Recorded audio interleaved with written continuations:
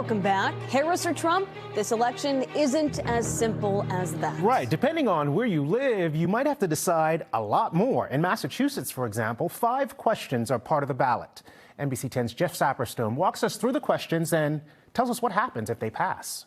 So let's go through those questions that Massachusetts voters are seeing on their ballots. We'll start with question 1 that has to do with auditing the state legislature, and that would allow the auditor to basically look at the record books of the state house and the Senate at any time. It would have access to their accounts, books, documents, and vouchers. However, tax returns would be exempt. A no vote would keep the law the same. Let's go on to question 2 right now. This affects a lot of families throughout the Commonwealth.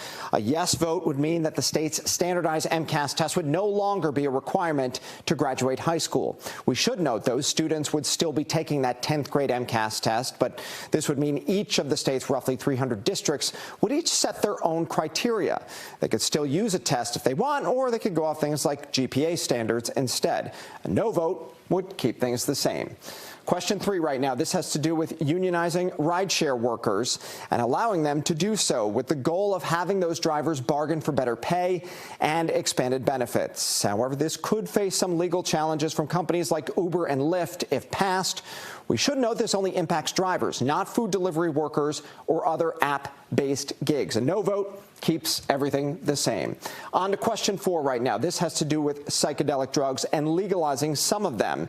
It would actually legalize 5 of those psychedelic drugs and would allow licensed professionals to offer them in a clinical setting. It would also create a commission to regulate those substances. The therapeutic use centers won't open until at least April of 26. Personal use would be legalized this December, which would allow them to be grown, shared, and used at home. A no vote would keep those drugs illegal. On to the final question here, which is ballot question number 5. This is about tipped workers and the minimum wage. Right now, employers can pay them as little as $6.75 an hour as long as tips make up the difference. This would have the pay floor for those workers be $15 an hour with tips on top of that. The wage increase would happen over the course of 5 years, so it would not be an immediate change for all those employers. Also, the measure allows companies to pool their tips with back-of-house staff. A no vote would keep that law the same.